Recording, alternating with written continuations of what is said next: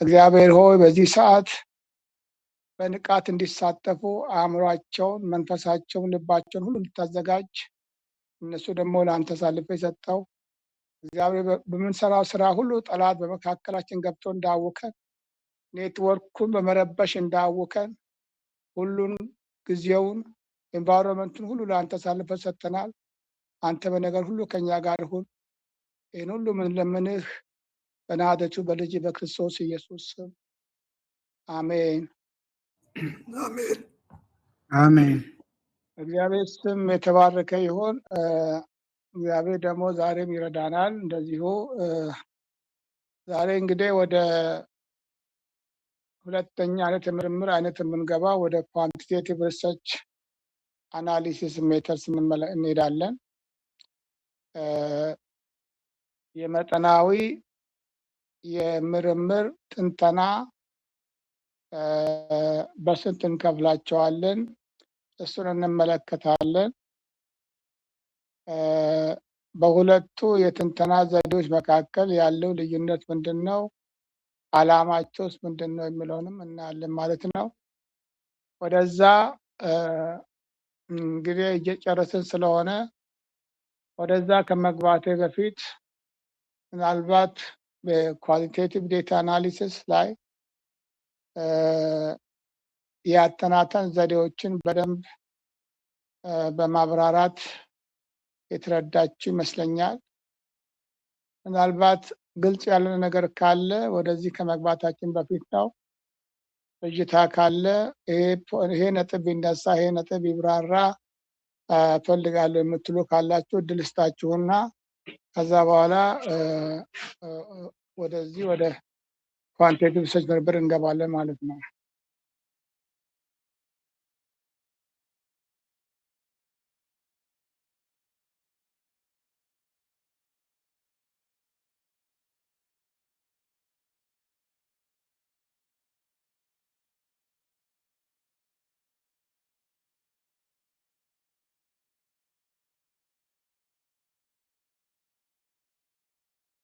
የለም ልቀጥል ሂድ።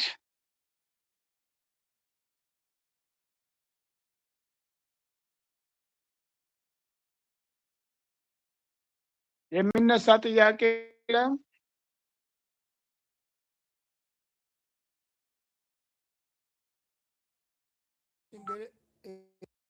ሌለ ወደ ዛሬ ትምህርት እንገባለን። ወደ የኳንቲቴቲቭ ዴታ አናሊሲስ ታይፕስ and even what is the meaning of quantitative data analysis የሚለውን እንመለከታለን ማለት ነው። ኳንቲቴቲቭ ዴታ አናሊሲስ ከኳሊቴቲቭ የሚለየው ሁለቱም ዳታ ይጠቀማሉ። የዳታቸው አይነት ነው የሚለየው። የኳሊቴቲቭ ዴታ ብዙ ጊዜ ቴክስት ነው ወይም ደግሞ ኢሜጅ ሊሆን ይችላል። ቴክስት ወይ ኢሜጅ ነው የምንተነትነው። ኳንቲቴቲቭ ዴታ ጊዜ ግን የምንተነትነው ብዙ ጊዜ ቁጥር ነው፣ ነምበር ነው። ነምበር ኤንድ ስታቲክስ የምንጠቀም ይሆናል መረጃ ትንተና ማለት ነው። ስለዚህ በዚህ ይለያሉ። የተገኘው ቴክስት ነው፣ ንግግርን ነው፣ የሰዎችን ንግግር ወይ ደግሞ የሰዎችን ባህሪ በንግግር መልክ መተንተን ማለት ነው፣ ቁጥር ሳንጠቀም። ይሄ ኳሊቴቲቭ ነው። ኳንቲቴቲቭ ግን ቁጥር የምንጠቀመው ቁጥርና ስታቲክስ እንጠቀማለን መረጃውን ስንተነትን ማለት ነው። ዓላማውም ምን ለመፈለግ ነው? ትሩዝን ለመፈለግ ነው። ትክክለኛውን ነገር ዳታው ምንድን ነው የሚያወራው? ዳታው ስለምንድን ነው የሚያወራው? ዋት ዱ ዲ ዴታ ሚን የሚለውን ነገር ለመግለጽ ነው። ዳታው ዝም ብሎ በራሱ ትርጉም አይኖረው ካወራ ነው እና ካልተረጎም ነው በስተቀር ማለት ነው። ምን ማለት ነው የሚለው ነገር መተርጎም አለበት። ስለዚህ ኳንቲቴቲቭ ዴታ መረጃዎችን በቁጥር ስንሰበስብ ማለት ነው። በቁጥር ሰብስበን በስታቲክስ መንገድ ስንተነትነው ያ የኳንቲቲቭ ዴታ አናሊሲስ ይባላል። ኳንቲቲቭ ዴታ አናሊሲስ በሁለት እንከፍላቸዋለን። እነሱም ብሮድሊ ማለት ነው ዲስክሪፕቲቭ ስታቲክስ እና ኢንፈረንሻል ስታቲክስ ተብሎ ይጠራል። ዲስክሪፕቲቭ ስታቲክስ እና ኢንፈረንሻል ስታቲክስ ተብሎ ይጠራል። ልዩነታቸው ምንድን ነው? ዲስክሪፕቲቭ ማለት ዳታውን ማውራት ነው። ዳታውን በቁጥር መግለጽ ነው። ዋዱ ዳታ ሴይ የሚለውን በቁጥር እንገልጸዋለን። ይሄ የዲስክሪፕቲቭ ዴታ አናሊሲስ የመጀመሪያው ስቴጅ ነው። ዋዱ ዴታ ሴይ። ከዋቱ ዴታ ሴይ ተነስተን ዋዱ ዴታ ሚን የሚለው ደግሞ ዳታውን ስንተረጎም ነው። ዋዱ ዳታ ሚን ሲባል ዳታውን መተርጎም አለብን። ዳታውን ስንተረጎም የምንከተላቸው ህጎች አሉ። መጀመሪያ ግን ዳታውን መተንተን ነው። ዋዱ ዴታ ሴይ የሚለውን መጨረስ አለብን። ስለዚህ ኳንቲቲቭ ዴታ ውስጥ የተጠቀማቸው የተለያዩ ፓራሜትሮች አሉ። ለምሳሌ ፍሪኩዌንሲን እንጠቀማለን። አዘውትረን ፍሪኩዌንሲ እንጠቀማለን። አንድ ቫልዩ ስንት ጊዜ ሆነዋል። ለምሳሌ ሊከት ስኬል ተጠቅመን መረጃ ብንሰበስብ የሰዎችን አስተያየት ማለት ነው። ለምሳሌ እንበል ሰዎች በተከታታይ አዘውትሮ ሲጸልዩ ክርስቲያኖች ወይ ደግሞ አማኞች አዘውትሮ ሲጸልዩ በመንፈስ ቅዱስ ይሞላሉ የሚል አስተያየት ላይ ሰዎች ያላቸውን ኦፒኒየን ሀሳብ ብንሰበስብ ጥያቄው በሊከርት ስኬል ታይፕ ነው። አስተያየት የምንሰበስበው ኦፒኒየን ነው የምንሰበስበው የሰዎች በተጠየቁት ጥያቄ ላይ መስማማታቸውና አለመስማማታቸውን የምንጠይቀው።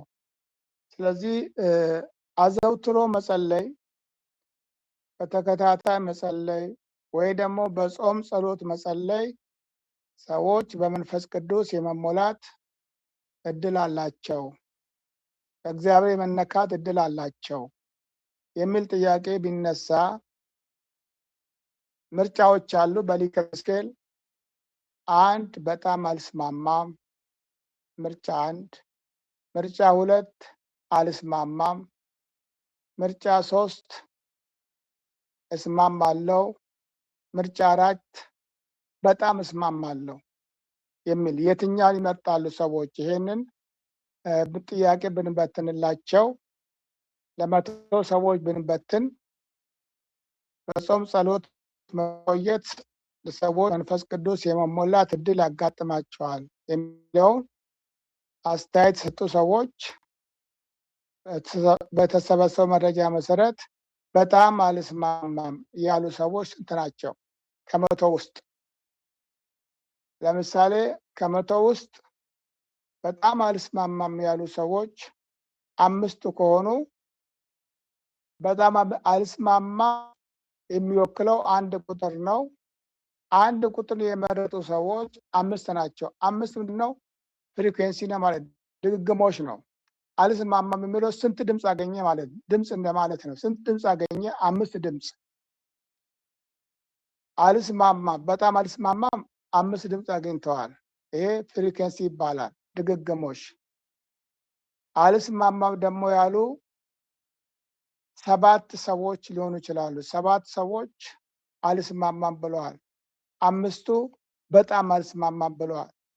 ስለዚህ በአልስማማም ካታጎሪ ውስጥ በጣም አልስማማም የሚለው ምድብና አልስማማ የሚለው ምድብ አንድ ላይ ሲጨፈለቅ ሲደመር አልስማማ ወደሚለው ካታጎሪ ውስጥ ይገባል። ስለዚህ 5 በጣም አልስማማም 5 እና አልስማማም 7 ሲደመር 12 ነው። 12 ሰዎች ከ100 ውስጥ 12 ሰዎች በጾም ጸሎት መቆየት አዘውትሮ በእግዚአብሔር መንፈስ የመሞላት እድል ያጋጥማቸዋል ወይ ደግሞ አለ ለሚለው 12 ሰዎች አንስማማም ብሎ መልሷል። ኦኬ 3 ቁጥር ደግሞ እስማማለሁ ብሎ ደግሞ የመለሱ ሰዎች ከመቶ ውስጥ 75 ሰዎች ናቸው። 75 ሰዎች ማለት ፍሪኩዌንሲ ነው ማለት ነው፣ ድግግሞች ነው። 3 ቁጥር የመረጡ 3 ቁጥር ደግሞ ማን ነው? እስማማለሁ የሚል ነው የሚወክለው። 3 ቁጥር እስማማለሁ ማለት በጾም ጸሎት ዘወትር በእግዚአብሔር ፊት መቆየት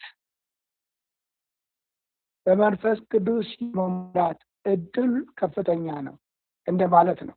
ስለዚህ በዚህ የተስማሙ ሰዎች 75 ናቸው። እንደገና ከመቶ ማለት ነው።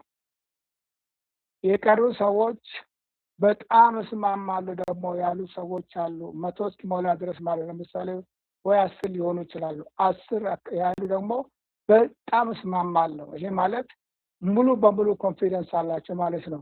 ማንም ሰው በጾም ጸሎት በእግዚአብሔር ፊት አዘውትሮ የሚቆይ ከሆነ በመንፈስ ቅዱስ የመነካት የመሞላት እድሉ ከፍተኛ ነው። እርግጠኞች ነን 100% ነው የሚሉ ሰዎች ናቸው ማለት ነው። 10 ሰዎች አሉ። ሁለት ቦታ ስንከፍል እንግዲህ በምድብ ማለት ነው።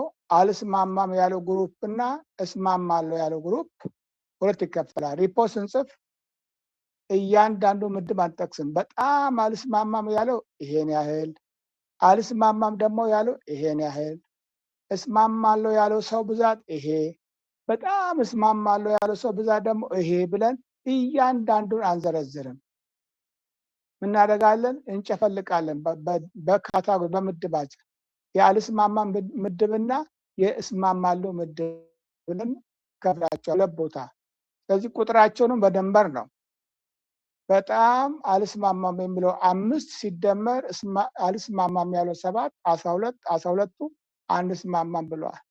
ከመቶ ላይ 12 ቀንስ ስንት ይመጣ ማለት ነው? ወደ 88 ወደ 88% ወይ ደግሞ 88 ሰዎች ማለት ፐርሰንት አይደለም፣ 88 ሰዎች ግን እስማማለሁ ብሎ መልሰዋል። ይሄ ማለት እግዚአብሔር ፊት በጾም ጸሎት መቆየት በመንፈስ ቅዱስ የመነካት እድል ከፍተኛ ነው ብለው ምላሽ ሰጥተዋል ተብሎ ይነገራል። ይሄ እንግዲህ ሰዎች ዳታ ሰጠን፣ ዳታው ከሞሉልን በኋላ ዳታው ስናዋቅር የምንገልጸው ማለት ነው። ይሄ ዲስክሪፕቲቭ ስታቲክስ ይላል። ይሄ ቀላሉ ምሳሌ ማለት ነው። ፍሪኩዌንሲው ማለት ነው። ይሄ ሌላ ፕሮፖርሽን ደግሞ ይባላል። ፐርሰንቴጅ ማለት ነው። ፕሮፖርሽን ማለት ከመቶ ሰዎች ውስጥ በጣም አልስማማ ያሉት ለምሳሌ 5 ናቸው። 5 ማለት በፐርሰንት ስንት ነው? በፐርሰንት ስንት ነው? 5 ሲካፈል ቶታሉ 100 ናቸው። 100 ሲባዛ በ100 ማለት ነው። ስለዚህ 5% እንደማለት ነው። 5%ቱ በጣም አልስማማም ብለዋል። 7 ደግሞ 7 ሲካፈል ለ100 ሲባዛ በ100 አሁን ደግሞ 7% ይሆናል። 100 እና 100 ስለሚጣፋ 7%ቱ ደግሞ እንደዚሁ ምን ብለዋል? አንስማማም ብለዋል። ስንጨፈልቃቸው ከፈለግን 5 እና 7 12 ነው። 12 ሲካፈል ለ100 ሲባዛ በ100 12%። 12%ቱ አንስማማም ሲሉ የግድሙ ደግሞ 88%ቱ መስማማታቸውን ገልጸዋል፣ ሪፖርት አድርገዋል ብለን ይሄንን ዲስክሪፕቲቭ ስታቲክስ በሚነግረን መሰረት ሪፖርት እንጽፋለን ማለት ነው። ዲስ ኢዝ ዋት ዱ ዴታ ሴይ የሚለውን ያሳየናል። ዳታው ይናገራል። ዳታው ይሄ ይላል። ዳታው 12%ቶች አንስማማም ብለዋል። በምኑ? በጾም ጸሎት በእግዚአብሔር ፊት መቆየት ለመንፈስ ቅዱስ ሙላት ትልቅ እድል ይሰጣል የሚለውን አለመስማማታቸውን ገልጸዋል። እነዚህ ሰዎች ምናልባት በመንፈስ ቅዱስ ሙላት ላይ እምነት የሌላቸው ሊሆኑ ይችላሉ። እነዚህ ሰዎች ምናልባት የጸሎትን ኃይል በጣም የማይረዱ ሊሆኑ ይችላሉ። ሰው በእምነቱ ልክ ነው። ነገር ግን 88% ያሉት ደግሞ ሰዎች በጣም ተስማምተዋል። እነዚህ ሰዎች ስለ መንፈስ ቅዱስ ባህሪስ የሚያውቁ መንፈስ ቅዱስ ሰዎችን እንዴት እንደሚሞላ ከዚህ በፊት የተሞሉ ሰዎች ሊሆኑ ስለሚችሉ ማለት ነው። መንፈስ ቅዱስን የሚሞሉበትን ኤክስፒሪየንስ የራሳቸው ኤክስፒሪየንስ ምናልባት ብዙ ጊዜ ሲጸልዩ ሲጾሙ መንፈስ ቅዱስ እንደሚነካቸው የሚያውቁና ልምዱ ያላቸው ሰዎች መስማማታቸውን በዛ ወቅት ገልጸዋል። ይሄ ቀላሉ ምሳሌ ነው የምነግራቸው የዲስክሪፕቲቭ ስታቲስቲክስ ማለት ነው። ይሄ ፍሪኬንሲ እና ፐርሰንቴጅን በዚህ መግለጽ እንችላለን። ሌላውን በኋላ እንትኖችን አሳያቸዋለሁ። ለምሳሌ የእንትኖቻቸውን የዳታ ሰማራይዝ ስናደርግ የምንጠቀማቸው ኮመን ቴክኒኮች አሉ። ለምሳሌ ሚን፣ ሜዲያ፣ ሞድ፣ ሬንጅ፣ ቫሪያንስ፣ ስታንዳርድ ዲቪዬሽን፣ ቴብል፣ ቻርት፣ ግራፍስ እነዚህ ለዲስክሪፕቲቭ ስታቲስቲክስ ብዙ የምንጠቀማቸው ለእናንተ ኢንተርናሽናል ስታቲስቲክስ ምናልባት አንዳንዶች እንደዚህ ኤንጂኦ ላይ ለሚሰሩት ለነሱ ሞር ስለሚጠቀሙ ሊጠቅማቸው ይችላል። ለእናንተ ግን አብዛኞቻችሁ ቤተክርስቲያን ለምታገለግሉት ግን ከዲስክሪፕቲቭ ስታቲስቲክስ ያለውን የስታቲስቲክስ የኳንቲቴቲቭ ዴታ አናሊሲስ በጣም ከተረዳችሁ ለእናንተ ከበቂ በላም ይመስለኛል። ስለዚህ ብዙ የሚያጨናንቅ ትምህርት እናንተን ማሸከምም ተገቢ ስላልሆነ ማለት ነው። አይ ባክግራውንዱ አለን። ሁለቱም ኢንተርናሽናል ስታቲስቲክስንም በደንብ መማር እንፈልጋለን ካላችሁ ምናልባት በዚህ በሞባይል ብቻ ላይመች ስለሚችል ቢሮ ሆኜ ፓወርፖይንት ሼር እያደረግኳችሁ አንዳንድ ካልኩሌሽን ስላሉት እነዛ ካልኩሌሽናቸውን በጣም መረዳት አለባቸው።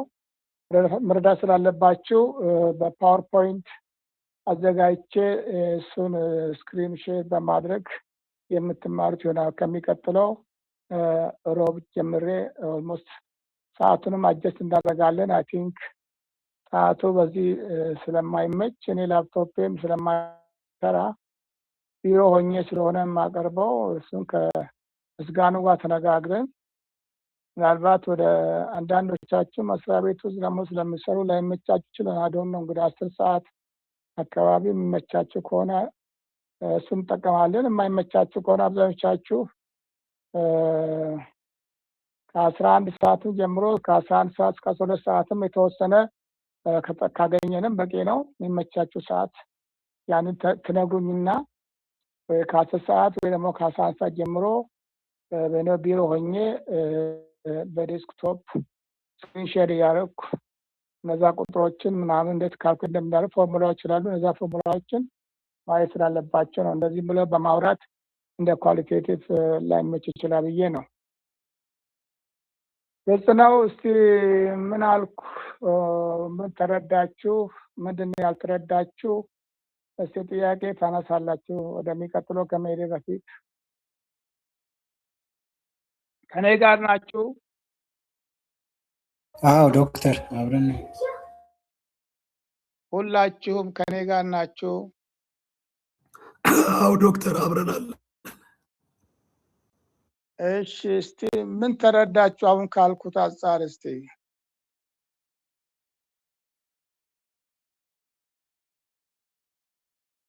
ምን ተረዳችሁ አሁን ያልኩትን?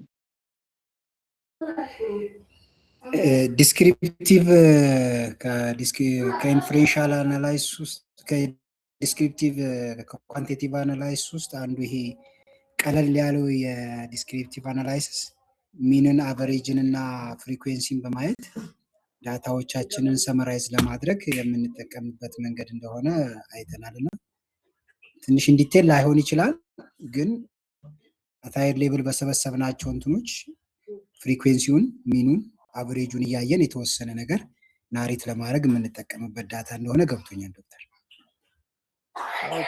ጥሩ ነው ዘላለም፣ ገብቶሃል አንተ። ሌሎቻችሁስ? አወቀ አለ?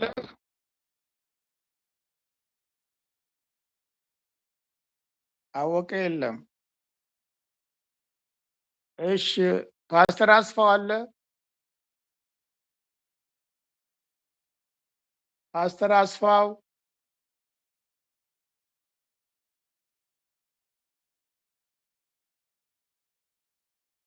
የሉም ማለት ነው። እንዴት ነው? ፎቶአቸውን ብቻ ነው የሚያሳዩኝ እንዴ?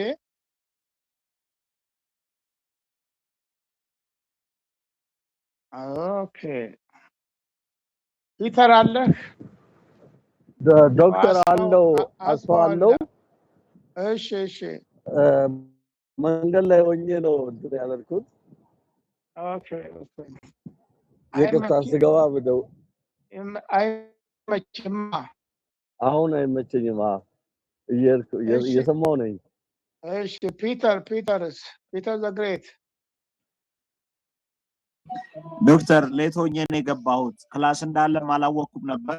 ቀደም ጠይቄ ነበር ግን ሊንኩ ስላልተላከ ሌት ሆኜ ነው የገባሁት። አሁን ነው የገባሁት። መልካም። እሺ ገነትስ ገብቶሻል? ገነት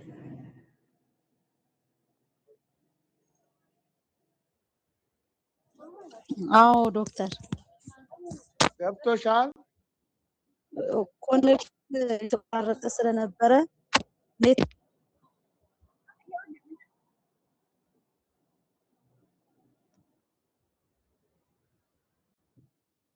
ኦኬ እሺ ትንሽ ልድገመውና ከዛ በኋላ ለሌሎች እንትን እንገባቸዋለን። ኳንቲቲቭ ዲስክሪፕቲቭ የሚባለው እንደ ስሙ ነው። ዲስክሪፕቲቭ የሚለው መግለጽ ማለት ነው። ዳታውን ነው የምንገልጸው። ዳታ ከሰበሰብን በኋላ ዳታውን እንገልጻለን። ዳታውን የምንገልጸው ግን ቁጥርን ተጠቅመን ነው የምንገልጸው ማለት ነው። ዳታው ምን ይናገራል? ይሄ ዳታ ቅድም ቀላሉ ምሳሌ ነገርኳችሁ። እሷ ነች በጣም ቀላል ምሳሌ። የሰዎችን ለምሳሌ አስተያየት ብንሰበስብ፣ ኦፒኒየን ብንሰበስብ በምን ላይ ሰዎች በጸሎት በጾም ጸሎት እና በመንፈስ ቅዱስ መነካት መካከል ያለውን ግንኙነት ሰዎች ምን ይላሉ? አማኝ ምን ይላል? ቤተክርስቲያን ውስጥ አባላቶች ምን ይላሉ ብዬ እስቲ ሰዎች ምክንያቱም መረጃው ያስፈልጋል። ምን ያህሉ ሰው በቤተክርስቲያን ውስጥ በጾም ጸሎት መጸለይ በመንፈስ ቅዱስ እንደሚነኩ ስንቶቹ ያውቃሉ?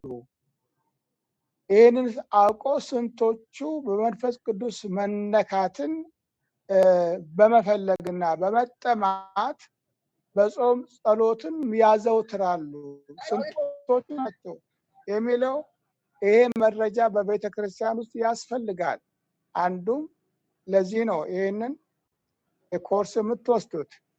በመረጃ ሰብስቤ ነው ከሰዎች መረጃ ሰብስቤ መረጃ የሚለውን ነገር አወራለሁ ማለት ነው። መረጃውን የሚያወራው እኔ መረጃው ለሰዎች በሚገባ መንገድ መግለጽ ነው። ዲስክሪፕት የሚባለው ይሄ ነው።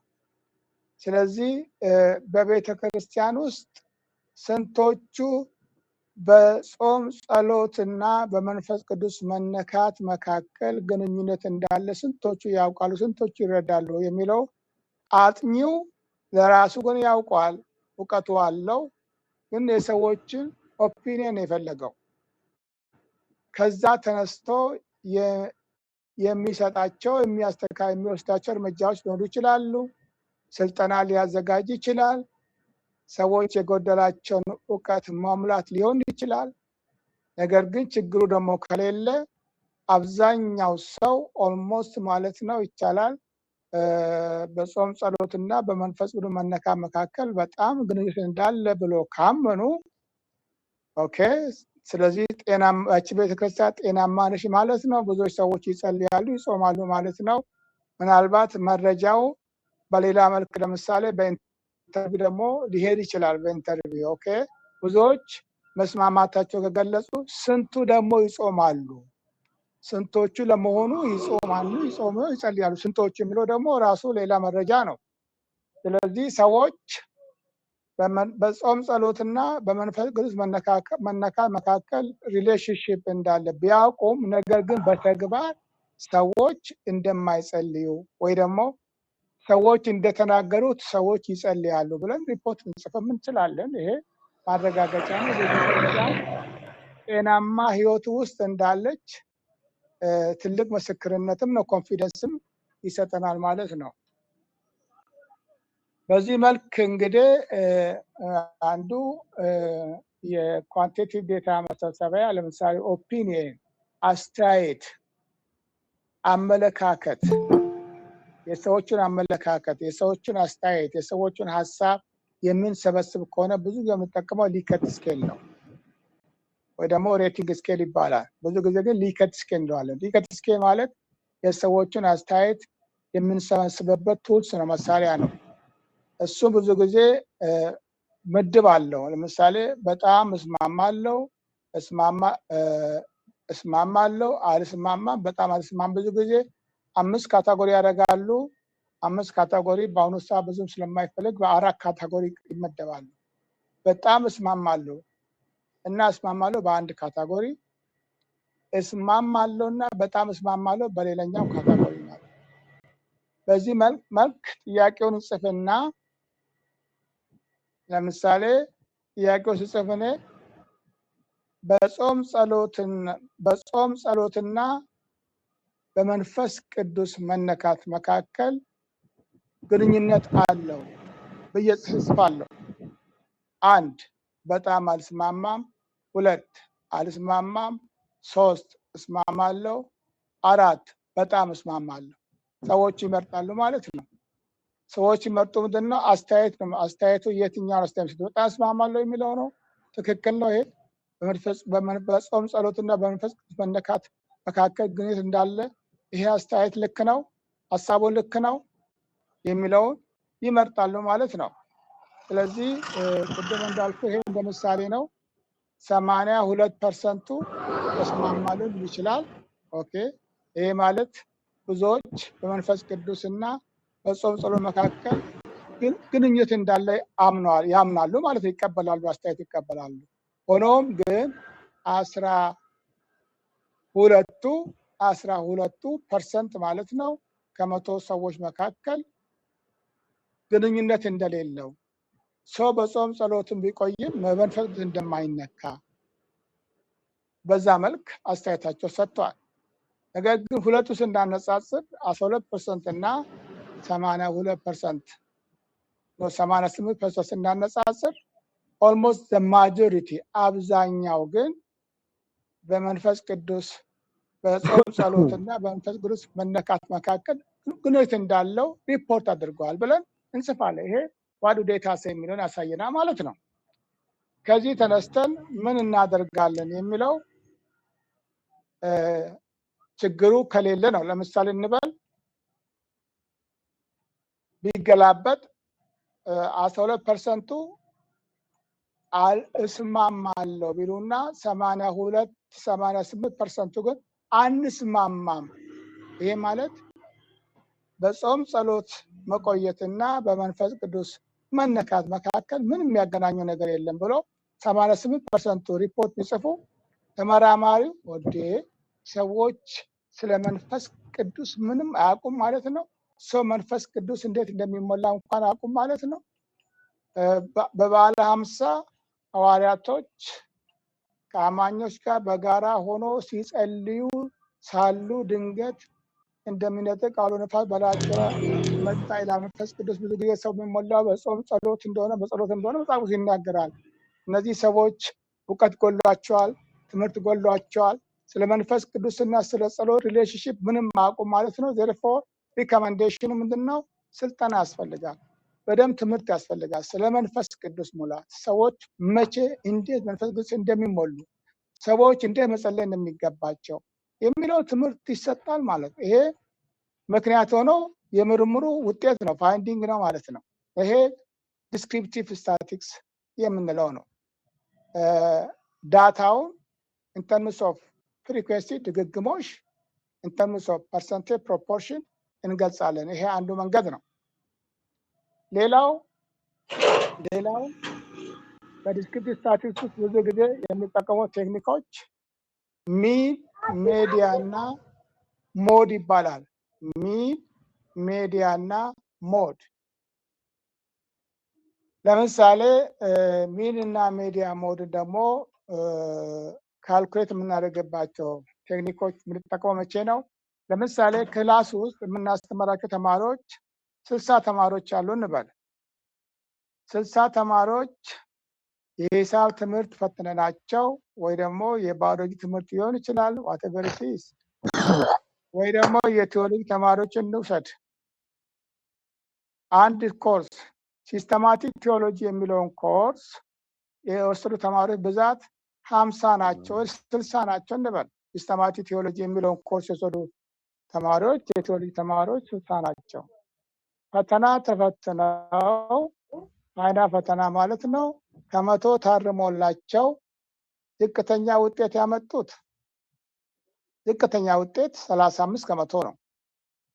ከፍተኛ ውጤት ደግሞ 95 ከመቶ ነው። ዝቅተኛ ውጤት 35 ከመቶ ነው። ከፍተኛ ውጤት 95 ከመቶ ነው።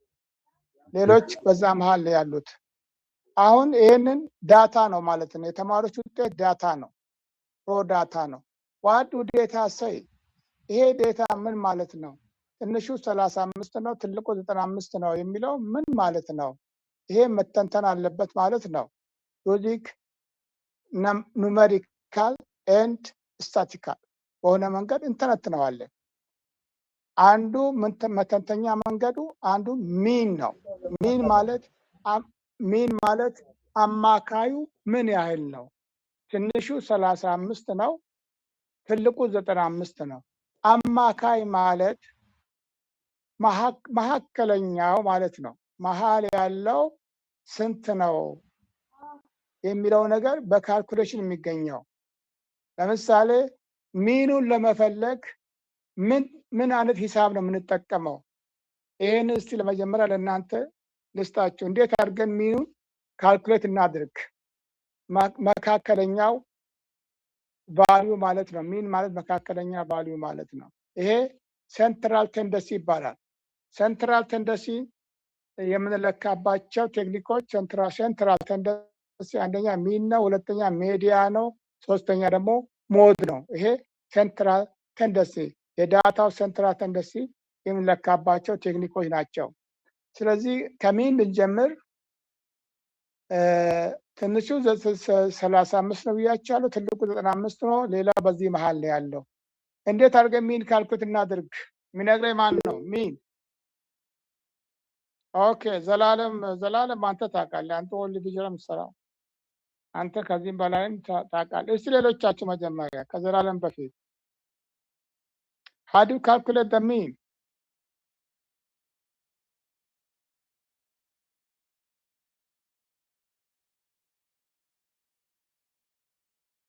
ማንም የሚሞክረው ከዘላለም በፊት?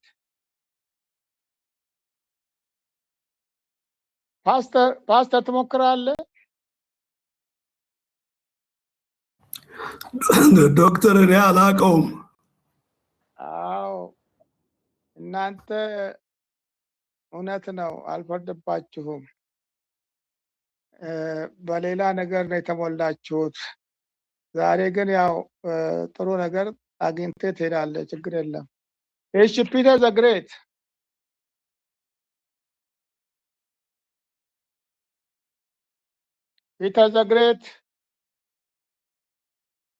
ወይ ጉድ!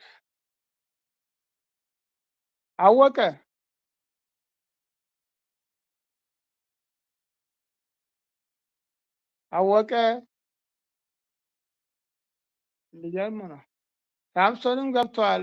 ሳምሶን እንደምን ዋልክ? እግዚአብሔር ይመስገን ሰላም ነኝ። አንተ እንኳን አርፍደህ አታውቅም። ሁል ጊዜ ነምበር 1 ነበር። ዛሬ ምን ሆነ ነው? አስቀየምን መሰለኝ። አይ አይደለም፣ እንትን ሄጄ ነው ለቅሶ ቤት ሄደን ትንሽ ቃል ሲካፈል ላለመውጣት ነው። ችግር ነው፣ እውነት ነው። እሺ ማህበራዊ ጉዳይ ነው። እሺ በቃ ዘላለም መልስላቸው እስቲ። እሺ የቶታል ነምበር የተገኙትን ሁሉ ሰም ይደረግና ማለት የተገኙት ማርኮቹን ሰም ከተደረጉ በኋላ ለቶታል ነምበር ኦፍ ቺልድረን ይካፈልና ኦን አቨሬጅ መሀል ያለውን ዲቪዥኑን እናገኘዋለን ማለት ነው። ትክክል ነው ዘላለም፣ ትክክል ነው የመለሰው። ፓስተር በደንብ አዳምጥ። እንግዲህ ሚን ስንፈልግ ሚን ማለት መሀል ያለው ማለት ነው። መሀል ያለው ምን ጊዜም አስታራቂ ማለት ነው። መሀል ጊዜ መሀል ዝቅ ላለውም የሚቀርበው መሀል ያለው ነው። ከፍ ላለውም የሚቀርበው መሀል ያለው ነው። አማካይ ማለት ነው። አማካይ። ስለዚህ አማካይ ካልኩሌት እናደርግ። ለምሳሌ 60 ሰው ከሆነ ያለው 60 ሰው የ60 ሰው ማርክ በሙሉ ይደመራል። የ35 ትንሹ ነው። 35 ሲደመር ግማሹ እዛ ውስጥ 50 60 አለ። እነዛ ሁሉ ደምረን እስከ 95 ከመቶ ደግሞ አለ። እነዛ በሙሉ እንደመራቸውና ያንን ስኮር ያመጡ ተማሪዎች ቁጥር 60 ነው። ለ60 እናካፍላለን ማለት ነው። ቶታል ማርካቸውን ደምረን ለ60 ስናካፍል የምናገኘው ውጤት ምን ይባላል? አማካይ ወይ ደግሞ ሚን ይባላል ማለት ነው። ስለዚህ መደመር ነው፣ ማርኮቹ መደመር ነው። የተገኘው ማርክ በሙሉ የ60 ሰው ማርክ፣ ግማሹ ማርክ ይደጋገማል። ለምሳሌ 4 ተማሪዎች 75 ሊያመጡ ይችላሉ። ምንም አይደለም። እኛ ብቻ ሁሉንም ደምረን ለተማሪ ቁጥር ብዛት ስናካፍል አማካይ እናገኛለን ማለት ነው። ለምሳሌ የ35 እና የ95 አካባቢ ዝም ብለን ብንገምት ራሱ ለምሳሌ 35 ራፍሊ ከፈለግን ለምሳሌ ትንሹና ትልቁን ደምረን ለሁለት ማካፈል እንችላለን። ለምሳሌ 35 ሲደመር 95 ሲካፈል ለሁለት ብንልም የተወሰነ ተቀራራቢ እንትን ልናገኝ እንችላለን። ግን ያ ሚን አይባልም። ሚን የሁሉንም ተማሪ ውጤት ደምረን ለተማሪው ብዛት ማካፈል ማለት ነው። እያንዳንዱ ተማሪ ውጤት እዛ ውስጥ አለ ማለት ነው። ሚን ካልኩሌት እናደርግ የእያንዳንዱ ተማሪ ውጤት በካልኩሌሽን ውስጥ አለ። ስለዚህ ፍትሃዊ ነው ማለት ነው። ስለዚህ ተቀባይነት ያለው አማካይ ይባላል። ለምሳሌ 35 እና 95 ብቻ ደምሬ ለሁለት ባካፍል ሚን ነው ቢባል ሁለት ተማሪ እንትን ብቻ ነው የተጠቀምኩት፣ የሁለት ተማሪ ብቻ 35 ያመጣ ተማሪ እና 95። ስለዚህ ይሄ አድሎ ያለበት ነው ማለት ነው። ሚን ግን ሁሉንም የተማሪ ውጤት ማካተት አለበት። ለየት የሚያደርገው እሱ ነው ሚን ማለት ነው። ከሌሎች ሰንትራል ተንደሲዎች ሚንን ለየት የሚያደርገው የሁሉንም ቫሊዩ ኮንሲደር ያደርጋል ነው። ስለዚህ ትክክለኛ አማካይ ሰንትራል ተንደሲ ወይ አማካይ ውጤት ሚን ነው ማለት። ስለዚህ ሚን በዚህ መሰረት ካልኩሌት እናደርጋለን። ፓስተር እንዴት ነው? ግልጽ ነው? አዎ ዶክተር በጣም ግልጽ ነው። እስቲ እኔ ያልኩትን ደግመን ንገረን፣ ወይ እኔና ዘላለም ያልነው ደግመን ንገረን እስቲ። ያው አጠቃላይ የተማሪዎቹን ውጤት ከተደመረ በኋላ ለዛ የተማሪዎቹን ውጤት በመደመር በማካፈል የሚገኘውን ማዕከለኛውን ውጤት መውሰድ ማለት ነው ያሉት። ለማን ነው? ለተማሪዎቹ ቁጥር። አዎ ጎበዝ ፓስተር ወልዴ፣ እንደ አንተ እኮ የእግዚአብሔር መንፈስ ያለብህ ነው። ይኸው ወዲያው ነው የገባህ፣ በደንብ ነው የገባህ። በቃ በጣም ጥሩ። ይሄ ማለት ነው በፊት አላቅም ብለህ ነበረ፣ አሁን ግን አወቅ። በትክክል ማወቅህን በምንረዳ መንገድ ነገርከን ማለት ነው። ስለዚህ ሚን ማለት ሁሉንም ዋጋ ሁሉንም ዳታ ደምረን ዳታ ከሰበሰብንባቸው ሰዎች ብዛት ማካፈል ማለት ነው። ተማሪዎች ከሆኑ የሁሉንም ተማሪዎች ውጤት ደምረን ለተማሪዎቹ ብዛት ማካፈል ማለት ነው። ለምሳሌ የትምህርት ቤት የተማሪዎች ሪፖርት ካርድ ተማሪዎች ይዞ ሲመጡ የፈርስት ሴሚስተር እና የሰከንድ ሴሚስተር አቨሬጅ ተብሎ ይቀመጣል። አቨሬጅ ለምሳሌ 10 ትምህርት ከሆነ የሚማሩት የአስሩ ትምህርት በእያንዳንዱ ትምህርት ለምሳሌ 80 በሌላው 60 በሌላው 70 በሌላው 90 ሊያመጣ ይችላል። አማካይ ማለት ደግሞ የሁሉም ትምህርት ተደምሮ ለትምህርቱ ብዛት ሲካፈል ተማሪው ያመጣው የተማሪ ችሎታው በሁሉም ትምህርት ማለት ነው። ሁሉ ትምህርት ያካተተ ማለት ነው። ችሎታውን ምንድነው? በአብሬጅ ነው። አብሬጅ ምን ያህል ነው? አንድ ተማሪ 90 እና ከዛ በላይ ከመጣ አብሬጁ ጎበዝ ተማሪ ነው ይባላል። በምን ትምህርት? በሁሉም ትምህርት ጎበዝ ነው ይባላል። ስለዚህ ምናልባት በየትኛው ትምህርት ነው በጣም ብዙ ስኮር ያደረገው ሲባል እና ደግሞ በየትኛው ትምህርት ነው ዝቅተኛ ውጤት ያመጣው ቢባል ደግሞ እያንዳንዱ ዳታ እንመለከታለን። ዳታውን በቅደም ተከተል እናስቀምጣለን ከትንሽ ወደ ትልቅ። ዳታውን ከትንሽ ወደ ትልቅ በስርዓት ካደራጀን በኋላ ትልቁ ይታያል፣ ትንሹም ይታያል ማለት ነው፣ በቅደም ተከተል ስላስቀመጥን። ስለዚህ ትልቁ ይሄ ነው 95 ከመቶ ወይ ደግሞ 92 ከመቶ ነው። ትንሹ ደግሞ 65 ወይ ደግሞ 45 ወይ ደግሞ 45 ሊሆን ይችላል፣ ወይ ደግሞ 75 ሊሆን ይችላል። ያንን ዳታውን በቅደም ተከተል አስቀምጠን የምናየው ይሆናል ማለት ነው። ስለዚህ አማካይ ማለት ልክ የተማሪዎች በሰኔ ላይ ሪፖርት ካርድ ሲሰጣቸው ይቀመጣል፣ አቭሬጅ ይባላል። የሁሉም ትምህርቶች ተደምሮ ለትምህርቱ ብዛት ይካፈላል፣ አቭሬጅ ሚን ማለት ነው። ቀጥሎ የሴንትራል ቴንደንሲ የምንለካባቸው ቴክኒኮች ደግሞ ሜዲያን ይባላል። ሜዲያን እና ሚን ይለያያሉ፣ ግን ሁለቱም ግን መካከለኛውን የሚለኩ ናቸው። ሞድም እንደዚሁ ከሚን ይለያል፣ ግን ዓላማው መካከለኛውን ቫልዩ ለማሳየት ነው። ሜዲያ ደግሞ ካልኩሌት ስናደርግ ሜዲያ ለምሳሌ ከሲስተማቲክ ቴዎሎጂ የሚለውን ፈተና ያመጡ ተማሪዎችን ስኮሩን ማለት ነው ሮዳታው በቅደም ተከተል እናስቀምጣለን ከትንሽ ወደ ትልቅ። ከትንሽ ወደ ትልቅ ካስቀመጥን በኋላ ሜዲያ ለመፈለግ መሀል ያለው ለመፈለግ ለምሳሌ የተማሪ ቁጥር ኦድ ከሆነ ማለት ነው ምንም ችግር የለው፣ መሀል ያለው ቁጥር እንወስዳለን። ለምሳሌ 61 ተማሪ ከሆኑ ከታች 30 ከላይ 30 መሀል ያለችው እንወስዳለን ማለት ነው። በጣም ቬሪ ሲምፕል ይሆናል ማለት 31ኛ ላይ ያለውን መሀል ያለው እንወስዳለን። 60 ከሆኑ ግን ደግሞ እናደርጋለን መሀል ያለው ስለማይታወቅ ሁለት ቁጥሮችን ወስደን ከላይና ከታች ሁለት ቁጥሮችን ወስደን ማለት ነው ሁለቱን ደምረን ለሁለት እናካፍላለን። ያ መካከለኛው ቫልዩ እናገኛለን ማለት ያ ሜዲያን ይባላል።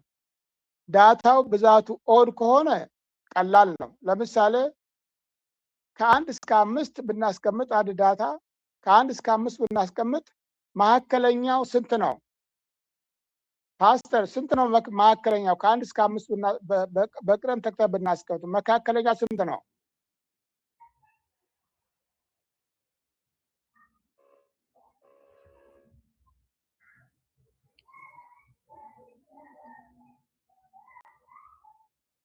አሎ ፓስተር። ይቅርታ ለካ ሚውት አድርጌው ነው የምናገረው። ከ1 እስከ 5 በቅደም ተከተል 1 2 3 4 5 ካል መካከለኛ ለቁጥር ስንት ነው? 3 ነው የሚሆነው። በጣም ጥሩ ጎበዝ። 3 ነው። 3 እንዴት ያገኘን? 1 2 ከላይ ነው፣ 4 5 ከታች ነው። ስለዚህ መሀል ያለው 3 ነው ማለት ነው። በጣም ጥሩ። ከ1 እስከ 6 በቅደም ተከተል ካስቀመጥን መካከለኛ ስንት ይሆናል? ማንም ይመልስልኝ። አወቀ አለ? አወቀ የለ? አሎ ዶክተር ድምጽ የሚሰማ ከሆነ አወቀ እስቲ ንገረኝ። ከ1 እስከ 6 በቅደም ተከተል 1 2 3 4 5 6 ብለናል። መሀል ያለ ቁጥር ማን ነው? ይሄ ቁጥር ኢቭን ስለሆነ መሀል ላይ መሀል ላይ ያሉት ሁለቱን ቁጥር ደምረን ለሁለት እናካፍላለን። ጎበዝ አወቀ። አወቀ መሀሉን ጎበዝ እናገኝ። ተማሪ ነው። ቬሪ ጉድ፣ በጣም ጥሩ። ይሄ ማለት ነው ኢብን ከሆነ ሙሉ ቁጥር ከሆነ መሀል ያሉትን ሁለቱን ቁጥሮች ደምረን ለሁለት አካፍለን ያ መካከለኛ ቁጥር ክፍያው ነው ማለት ነው። ይሄ ይባላል። ኦድ ከሆነ ግን ግማሽ ቦታ እንከፍልና መሀል ያለው ቁጥር ከላይና ከታች እኩል ይሆናሉ። ብዛታቸው መሀል ያለው ቁጥር መካከለኛ ይባላል፣ ሜዲያን ይባላል ማለት ነው። ሙሉ ቁጥር ከሆነ ደግሞ መሀል ሁለት ቁጥሮች ስለሆኑ እነዛን ሁለት ቁጥሮች ደምረን ለሁለት እናካፍላለን። ከዛ ውጤቱ ሜዲያ ይሆናል ማለት ነው። ቴንክ ዩ ሶ ማች። ግልጽ ነው፣ በጣም የገባች ማለት ነው። ቀጥሎ ሞድ ይባላል። ሞድ ማለት ዘ ሞስት ሪፒትድ ቫልዩ ማለት ነው። ብዙ ጊዜ የተደጋገመ ውጤት ዳታ ማለት ነው። ብዙ ጊዜ የተደጋገመ ዳታ ሞድ ይባላል። ለምሳሌ 1 2 3 4 2 7 2 9 የትኛው ዳታ ነው ከዚህ ውስጥ በጣም የተደጋገመው? የቱ ቁጥር ነው? ሁለት ቁጥር። አዎ ሁለት ቁጥር። ሁለት ቁጥር ከተደጋገመ ስለዚህ ሁለት ቁጥር እንደ አማካይ ይታያል ማለት ነው። ብዙ ጊዜ ስለተደጋገመ ሞድ ይባላል። ብዙ ጊዜ የሚደጋገም ማለት ነው። ሞድ ከአንድ በላይ ሁለት ቁጥር የሚደጋገሙ ቁጥሮች ከአንድ በላይ ሊሆኑ ይችላሉ። ባይ ሞዳል ይባላል። ባይ ሞዳል ማለት በጣም የተደጋገሙ ሁለት ቁጥር ናቸው። ለምሳሌ 2 እና 5 በጣም ከተደጋገሙ ሞዱ 2 እና 5 ነው። ይሄ ባይ ሞዳል ይባላል። ስለዚህ ሌላ ጊዜ መልቲ ሞዳልም አለ። ሞድ ብዙ ጊዜ ስለማይጠቅማችሁ ብዙ ጊዜ ካልኩሌት ስለማናደርግም ማለት ነው። ዊክ ስለሆነ በጣም ዊክ ስለሆነ ሰንትራል ተንደሲን ለመለካት ሞድ በጣም ዊክ ነው። ሰንትራል ተንደሲ በጣም የሚለካልን ከሁሉ ለስታት የምንጠቀመው ከሜዲያም ከሞድ ይልቅ ሚን ነው የምንጠቀመው። በቃ ብዙ ጊዜ ፎር ካልኩሌሽን ዊ ዩዝ ሚን። ለምንድን ነው ሚን ከሜዲያን ከሞድ ይልቅ የትክክለኛውን ሰንትራል ተንደሲ የመካከለኛ ቫልዩ ሊለካልን የቻለው ሚን ለምንድን ነው? ይሄን የሚነግረኝ ማን ነው? ሳምሶን ንገረኝ እስቲ። እሺ ያው ሁሉንም እንትኖች ያሳትፋል። ለምሳሌ ከ1 እስከ 60 ከሆኑ ከ1 እስከ 60 ያሉትን ልጆች ወይም ተማሪዎች ያሳትፋል። ሌላ ግን አሁን ሞድ ብናይ የተደጋገሙ ሁለት ከሆኑ ሁለት ብቻ ነው ወይ የተወሰነ ነገር ነው እና ሚን ጥሩ የሚሆነው ሁሉንም አሳታፊ ስለሚያደርግ ከትንሹም እስከ ትልቁም መካከለኛውም ያለውን 60 ተማሪ ቢኖር 60 ለ60 እንትኖቹን ስለምናደርግ ያንን ይረዳል ብዬ አስባለሁ። እንደዛ ሌላ ተጨማሪ አለ? አወቀ? እሺ አወቀ ልክ ነው። አዎ ዶክተር ትክክል ነው። ምክንያቱም ሚን የሁሉንም ውጤት ተደምሮ ለጠቅላላው ስለሚካፈል አካታች ነው። ጠቅላላውን ስለሚያካትት ተመራጭ ያደርገዋል። ሚዲያን ሲሆን ደግሞ ወይ አንድ አማካይ የሆነው ወይ ደግሞ ሁለት ብቻ ስለሚያካትት ሆሊስቲክ አይደለም። ሞድም ደግሞ የተወሰኑ ወይም ሁለት ወይ ደግሞ 4 ወይ 5 ነው ተደጋጋሚ ሊሆን የሚችለው። እሱ ሙሉ አካታች ስለማይሆን ተመራጭ ሊሆን የሚችለው ሚን የሚለውን እኔ ደግፋለሁ። ኦኬ ደግፋለሁ ብቻ ሳይሆን ሳይንቲፊክ ነው። ልክ ነው እንዳላችሁ ትክክለኛ ሰንትራል ተንደሲን የሚለካልን ከሚን ሞድ ሜዲያ ይልቅ ሚን ነው እንዳላችሁት ሁሉንም ቫልዩ ስለሚያካትት ማለት ነው። ስለዚህ ሚን የምንጠቀመው ማለት ነው። ለዲስክሪፕቲቭ ስታቲክስ የምንጠቀመው ፍሪኩዌንሲ እንገልጻለን። ኤፍ ማለት ነው። ፍሪኩዌንሲ ማለት ነምበር ኦፍ ፓርቲሲፓንት ማለት ነው። ሌላ ነገር አይደለም። 100 ሰዎች ከተሳተፉ ከ100 ሰዎች ውስጥ ያንን የመረጡ ስንት ናቸው? ለምሳሌ ስትሮንግሊ አግሪ ያሉ ስንት ናቸው? አግሪ ያሉ ስንት ናቸው? ሰዎችን በዛ መቁጠር ብቻ ነው። ፍሪኩዌንሲ ማለት ያ ምክንያቱም ድግግሞች ማለት ፍሪኩዌንሲ በጣም እስማማለሁ የሚለው ስንት ድምፅ አገኘ ማለት ነው። ፍሪኩዌንሲ ስንት ድምፅ አገኘ፣ እስማማለሁ ያሉ ስንት ድምፅ አገኘ፣ ሰዎቹ መቁጠር ነው። ያን የመረጡ ሰዎች መቁጠር ነው። ፐርሰንቴጅ ነው ፕሮፖርሽኑ። ከመቶ በፐርሰንት ስንገልጸው ምን ያህል ነው? ምን ያህል እጅ ነው? ስትሮንግሊ አግሪ ያሉት ስንት ነው? ምን ያህል ነው? ከመቶ ውስጥ በፐርሰንት እንገልጻለን። ስለዚህ ፍሪኩዌንሲ እና ፐርሰንት አንድ ላይ ነው የሚቀመጠው ማለት ነው። ሪፖርት እንጽፍም ፍሪኩዌንሲ መጀመሪያ እንጽፍና በቅንፍ ውስጥ ፐርሰንት እንጽፋለን። 57 ሰው እንዲህ አለ ብለን 57 ከሁሉ ተሳታፊዎች መካከል ስንት እጅ ነው? 75 ስንት እጅ ነው? በፐርሰንት ይገለጻል። በቅንፍ ውስጥ በፐርሰንት እናስቀምጣለን ማለት ነው። ስለዚህ ዳታው ፉሊ ዲስክራይብድ ሆነ ማለት ነው። በነምበር እና በፐርሰንት እንገልጽ ማለት ነው። ስለዚህ ቀጥሎ ያለው ሚን ነው። በሚን ይቀመጣል ማለት ነው። ሚኑን እናስቀምጣለን። ለምሳሌ 10 ሰዎች እስማማለሁ ብለዋል፣ በጣም አንስማማም ብለዋል። 7 ሰዎች እስማማለሁ ብለዋል። 30 40 ሰዎች በጣም እስማማለሁ ብለዋል። ሚኑ ምን ያህል ነው? በጣም እስማማለሁ 1 ነው። አንድ ነው። አልስማማም 2 ነው። እስማማለሁ 3 ነው። በጣም እስማማለሁ 4 ነው። ከነዚህ ሰዎች ውስጥ ከመቶ ሰዎች ውስጥ የትኛው ላይ ነው ሚኑ? እስማማለሁ ላይ የወደቀው ወይስ አልስማማለሁ ላይ የወደቀው የሚለው የዛ ደግሞ ሚን ካልኩሌት እናደርጋለን። ፎርሙላ አለው። ያን ፎርሙላ የሚቀጥለው ሳምንት በፓወርፖይንት ስክሪኑ ላይ ፎርሙላውን እንዴት እንደምትካልኩሌት እንደምታደርጉ እኔ ያሳያቸዋለሁ። አሁን ዝም ብዬ ባወራ ጥቅም ስለሌለው ማለት ነው። በተለይ እነ ፓስተር ሁሌ ብዙም ስለማይገባቸው ማለት ነው። ስለዚህ ምናልባት እንትኑ የላኩላችሁ ማተሪያል ላይ አስቀመጥኩ ይመስለኛል። ካላስቀመጥኩ እንደገና በደንብ አድርጌ ሲምፕሊፋይ አድርጌ ፎርሙላውን እንዴት ካልኩሌት እንደሚደረግ ከነ ፎርሙላው እንደገና ልልክላችሁ ይችላሉ። የኳንቲቲቭ አናሊሲስ ምሳሌዎችም ማለት ነው። እንግዲህ ሚኑን ካልኩሌት ካደረግን ቀጥሎ ያለው ፍሪኩዌንሲ ካልኩሌት ካደረግን፣ ፐርሰንቴጅ ካልኩሌት ካደረግን፣ ሚን ካልኩሌት ካደረግን ቀጥሎ የዲስክሪፕቲቭ ስታቲክስ ቴክኒኮች ደግሞ ምንድነው? ቫሪያንስ ደግሞ ዲስፐርሽን፣ ቫሪያንስ፣ ስታንዳርድ ዲቪዬሽን የሚባሉ ነገሮች አሉ። እነዚህ ወይ ደግሞ ሬንጅ፣ ቫሪያንስ፣ ስታንዳርድ ዲቪዬሽን ይባላሉ። ብዙ ጊዜ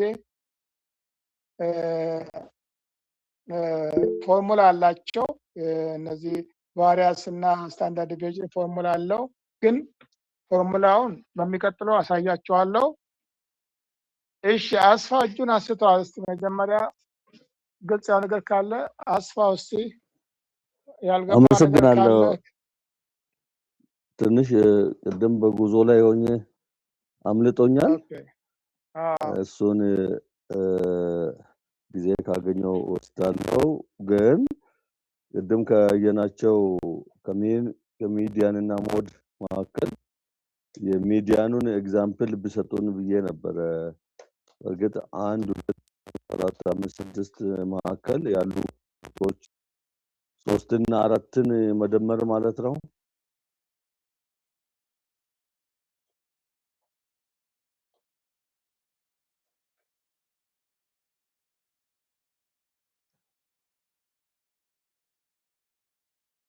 ሄሎ ዶክተር ሚውት ሆኗል መሰለኝ እርሶ።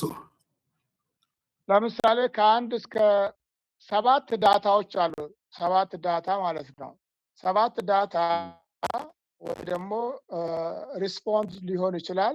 ያንን ከትንሽ ወደ ትልቅ በቅደም ተከተል እናስቀምጣለን። ከትልቅ ወደ ትንሽ 7 ቢሆን 7ቱ ለምሳሌ 1 2 3 4 5 6 7 ካልን የነዚህ ዳታ መካከለኛ ስንት ነው ሲባል እኩል ቦታ እንከፍላለን። መጀመሪያ እኩል ቦታ ስንከፍል ስንት ለወርቃል ማለት ነው? አስፋው ከ1 እስከ 7 መሀል እንዳትል 4 ነው። 1 እና 1 ከ1 እስከ 3 ወደ ላይ እንደገና ከ5 እስከ 7 ወደ ታች አይደለም? አዎ አዎ ስለዚህ ያ ማለት ነው። ግን ሙሉ ደግሞ ከሆነ ለምሳሌ 6 ቢሆን ከ1 እስከ 6 1 2 3 4 5 6 በቅደም ተከተል ብናስቀምጥ መካከለኛ ስንት ነው? መካከለኛ 3 እና 4 ናቸው። አዎ 3 እና 4 ስለዚህ 3 እና 4 ናቸው አንልም በሚዲያ 3 እና 4ን እንደምራቸውና 3 እና 4 7 ነው። 7 ሲካፈል ለሁለት ስንት ነው? 3.5 5 ሚዲያው 3.5 ነው ማለት መካከለኛ 3.5 ነው እንላለን ማለት ነው። ይሄ ለሚዲያን ነው። ግልጽ ነው አይደለም? በጣም አዎ ይሄ ብዙ ካልኩሌት ስለማትጠቀሙ በስታቲክ ላይ ስለማንጠቀም ብዙ ጊዜ የምንጠቀመው ሚንን ነው። ሚን ማለት የሁሉንም ስኮር ደምረን ለስኮሩ ብዛት ማካፈል የሚለው ነው የምንይዘው ማለት ነው። ስለዚህ ብዙ ጊዜ ሚን ነው ሚዲያ ብዙ አንጠቀምም። ነገር ግን ያው ሴንትራል ተንደንሲ መለኪያ መሆናቸው እንድታውቁ ነው። አመሰግናለሁ። አይስ ቴንክ ዩ። ስለዚህ ቀጥሎ ያለው የዲስክሪፕቲቭ ስታቲክ ቴክኒኮች ማለት ነው። ፍሪኩዌንሲ አይተናል፣ ፐርሰንቴጅ አይተናል፣ ሚን አይተናል፣ ሜዲያ አይተናል፣ ሞድ አይተናል። ቀጥሎ ያለው ማን ነው? ስርጭት ይባላል። ስርጭት ደግሞ አንድ ዳታ ስርጭቱ ይመዘናል። ስርጭቱ ማለት እርስ በርሳቸው የሚራራቁና የሚጠጋጉ ናቸው፣ የሚራራቁ ናቸው። ለምሳሌ የሲስተማቲክ ቴዎሎጂ ስኮር የፈተና ውጤት ከመቶ ማለት ነው። የተቀራረበ ነው። ለምሳሌ እንበል በተማሪዎች መካከል ምንም ብዙ ልዩነት እንደሌሉ ሁሉ ተማሪዎች ወይ መካከለኛ ናቸው በትምህርት አቀባበላቸው፣ ወይ ደግሞ ሁሉም ተማሪዎች ጎበዞች ናቸው በትምህርት አቀባበላቸው፣ ወይ ደግሞ ሁሉም ተማሪዎች በትምህርት አቀባበላቸው በጣም ዝቅተኛ ነው ሊሆን ይችላል። ዲስፐርሽን ይባላል። ቫሪያንስ ውጤቱ እርስ በርስ ምን ያህል የተራራቀ ነው። ለምሳሌ እንበል ትንሹ ውጤት 35 ነው፣ ትልቁ ውጤት 95 ነው። ትልቁ ውጤት ካል the low score is 35 and the high score is 95 ካልን ይሄ በጣም የተራራቀ ይመስላል። በጣም ጎበዝ ተማሪዎች ያሉበት ክፍል ነው። በጣም ደግሞ ዝቅተኛ የትምህርት አቀባበል ያላቸው ተማሪዎች ያሉበት ክፍል ያስወስዳል 35 ከመቶ ስላለ ማለት ነው። ስለዚህ ይሄ ለምሳሌ ቶሎ ብለን የስኮሩን ስብጥር ለማየት ብንፈልግ የምንጠቀመው ሬንጅ ነው። ሬንጅ ይባላል። ሬንጅ ደግሞ ካልኩሌሽን ሲደረግ ሬንጅ is the difference between the highest score and the lowest score. Range R is equal to ብለን ትልቁን ስኮር 95ን 35ን ከ95 ላይ እንቀንሳለን። 95 minus 35 ካልን ስንት ይሆናል ማለት ነው? ከ9 ላይ 3 6 ነው፣ 60 ነው ማለት ነው። 60 በጣም ይርቃል። በዝቅተኛና በከፍተኛ ውጤት መካከል በጣም ሬንጁ 60 ማለት በጣም ይራራቃል። በጣም ነው በቃ ይተራርቋል ማለት ነው። ስለዚህ የተማሪዎች ትምህርት አቀባበል ችግር አለበት፣ የመማር ማስተማር ሂደት ችግር አለበት። የዚህ ያህል የተማሪዎች የውጤት ልዩነት መታየት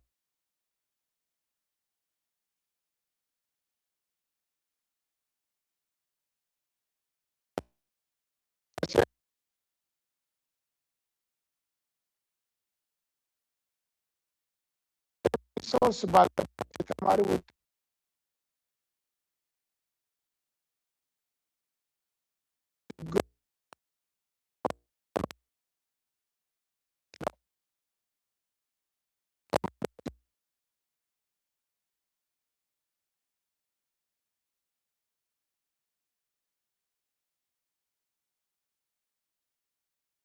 75 ማርክ 70 and the highest mark 95 ሲቀነስ 75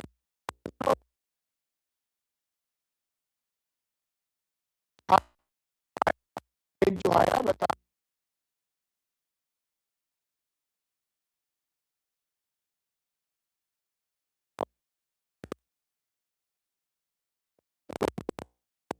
ያመለክታል ማለት ነው። ነው ካልኩሌት የምናደርገው በጣም በከፍተኛ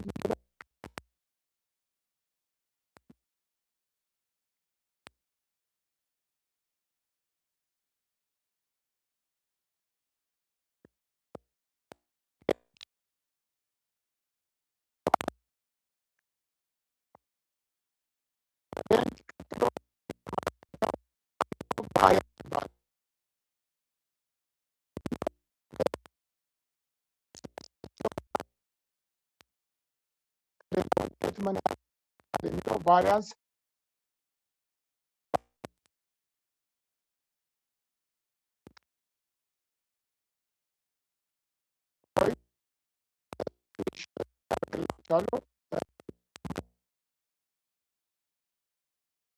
ገባችሁ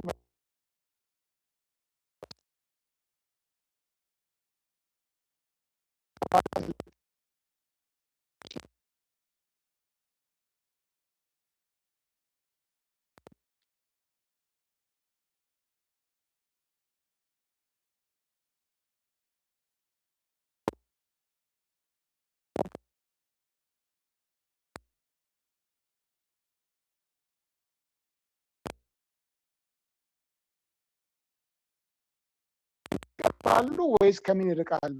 ወደ ምን የሚቀርቡ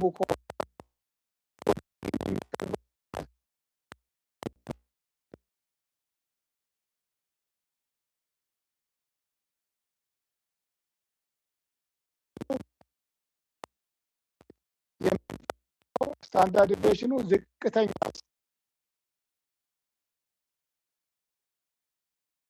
የተቀራረበ ስለሆነ ከአማካይ ውጤት ብዙም ያራቀ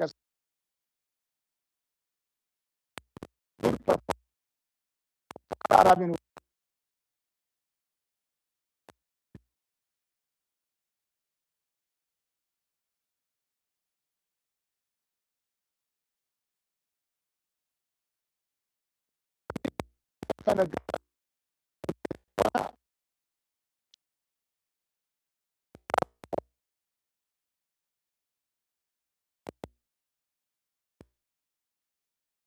ያፈነገጠ ዝቅተኛ ውጤት ያመጣ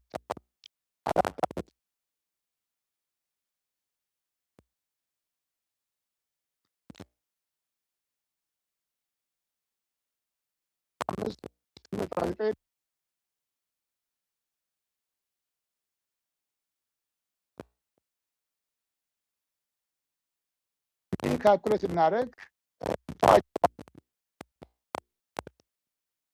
ገጡ ከታችም ከላይ ውጤት ከፍተኛ ውጤት ቢሆን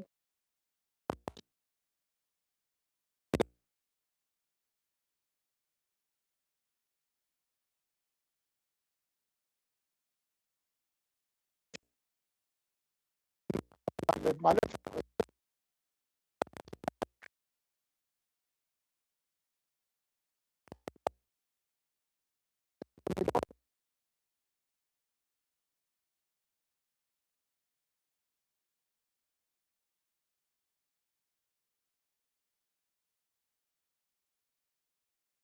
ይህም አንድ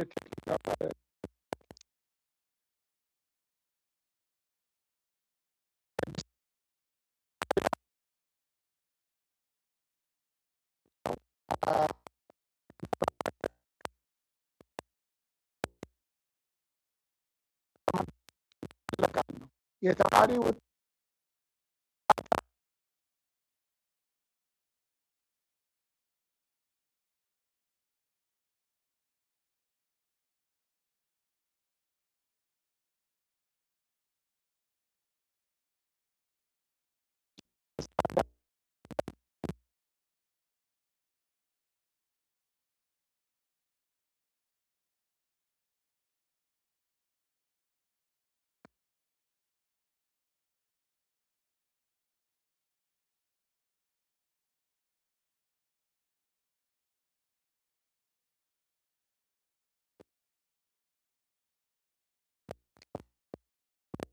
ነው።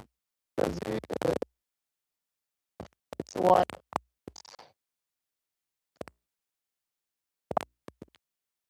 አንዱ ባለ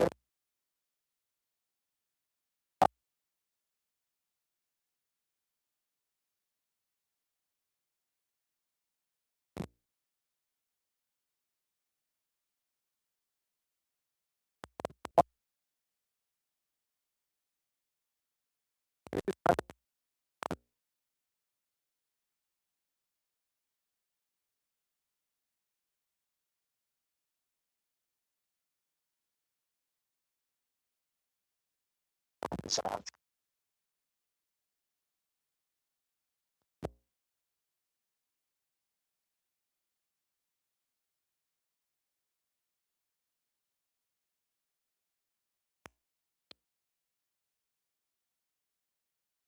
ያለ ነገር ካለ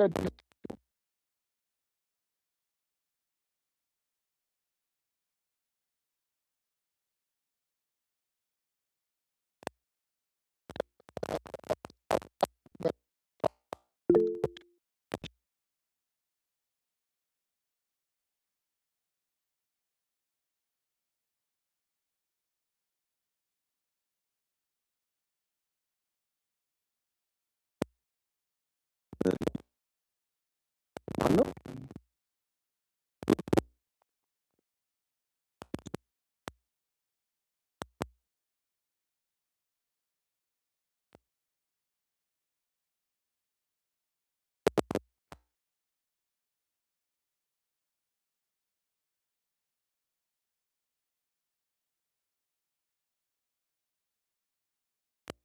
ለምሳሌ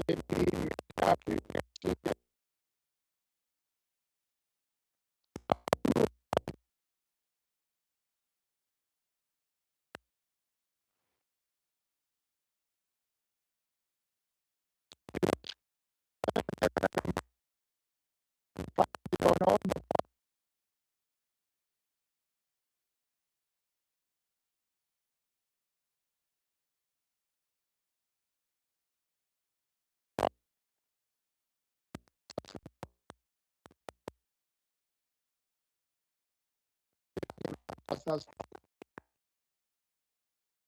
ዘላለም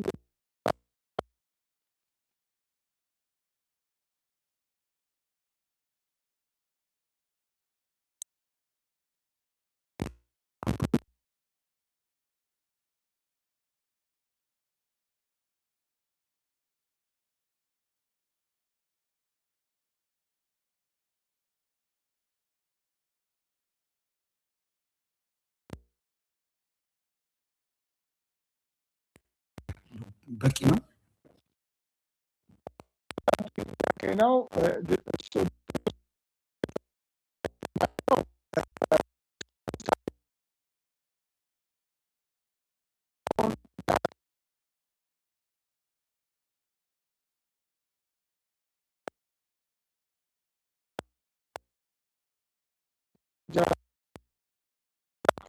እሱ ደግሞ ኢንፍሉዌንሻል ስታትስ ይባላል እንደ ስሙ።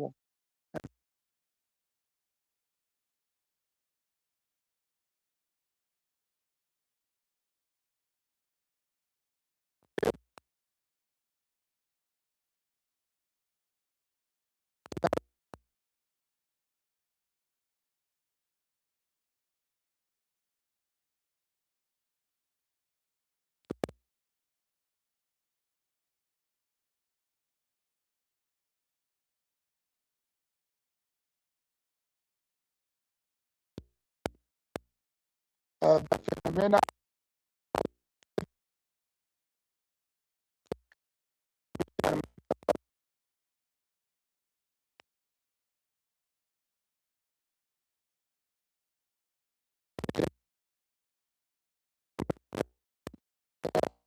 ፖፕሌሽን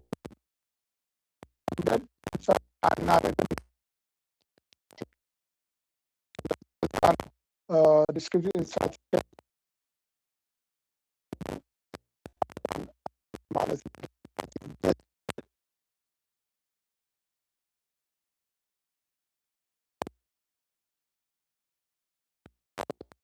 Thank you.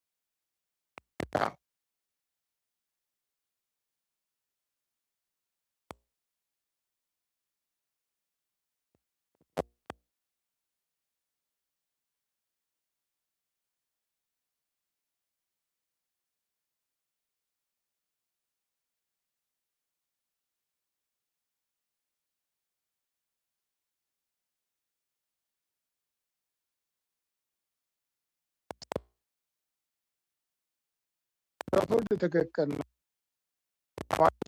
ልክ እንትን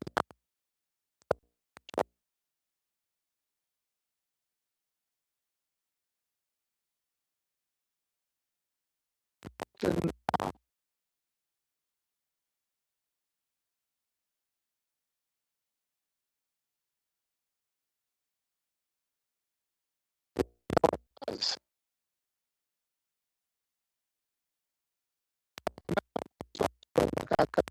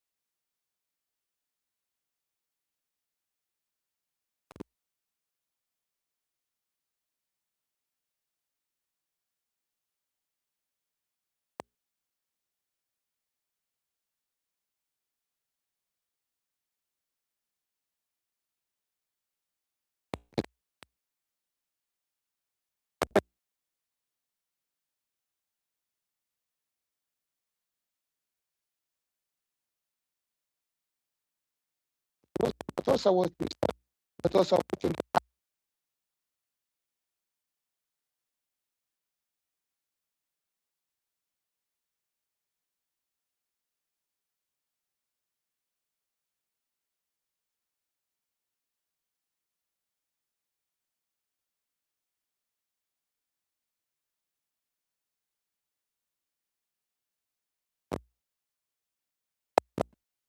ትክክለኛ ነው።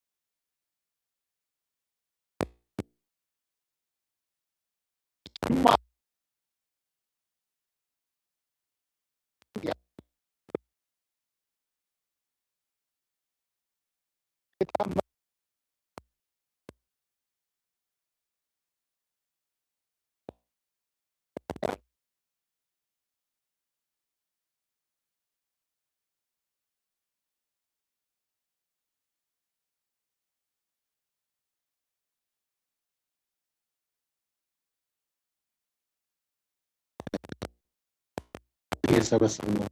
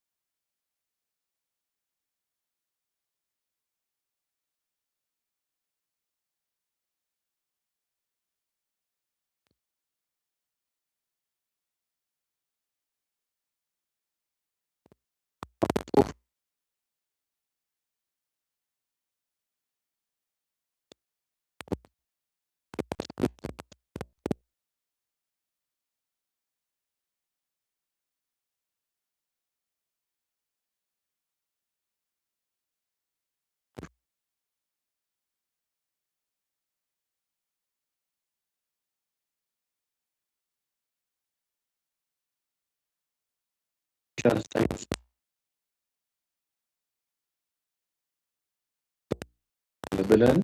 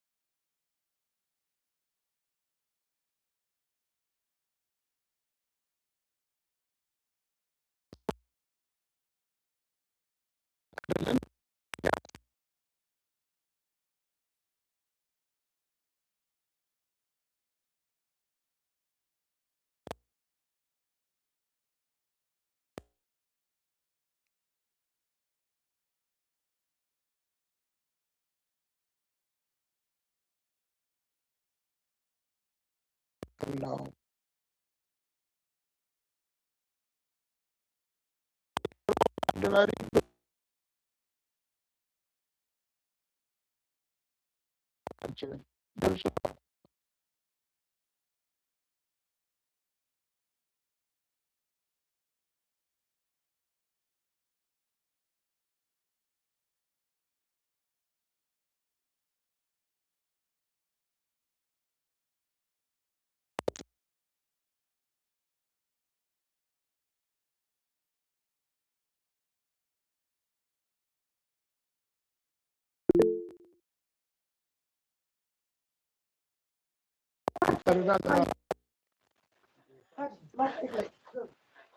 እሺ እሺ ሞር እሺ 11 ፒተር ሰዓት ሲሆን 11 ሰዓት 11 11 ሰዓት ሰዓት በኋላ 10 ሰዓት ስራም ስለሆነ ኦኬ።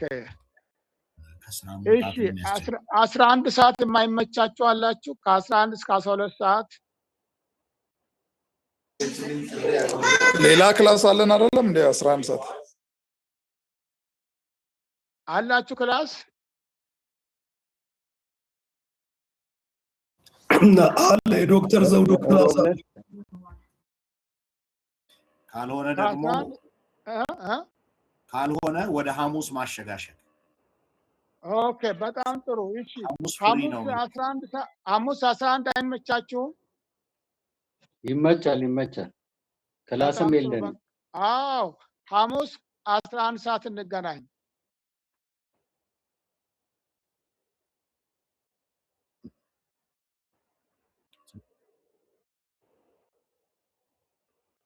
ኦኬ ኦኬ። እሺ ሰኞ የዶክተራል ሚኒስትሪ አለ። ማክሰኞስ? ማክሰኞ ክላስ አለ። ኦኬ እሺ ቅዳሜስ? ወይ ዓርብ? ቅዳሜ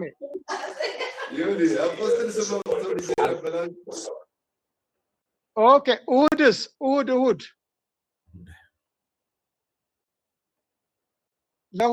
ለሁለት ጊዜ ብቻ ሁለት እሑዶችን ተጠቅመን ያን ፓርት እንጨርሳለን። እሑድ አይመቻችሁም?